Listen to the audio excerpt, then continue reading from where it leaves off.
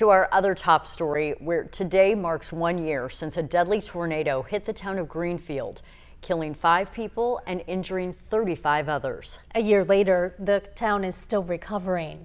This is a look at the damage from that day. You can see the path of the storm, how it went through Greenfield. Winds from the EF4 tornado reached 185 miles an hour. It stayed on the ground for 44 miles, tearing right through the southeast side of Greenfield. More than 150 homes were destroyed. The tornado also caused significant damage to the fire department and hospital, tossed cars and splintered trees, and so began a long road of cleanup and recovery. The town is bouncing back.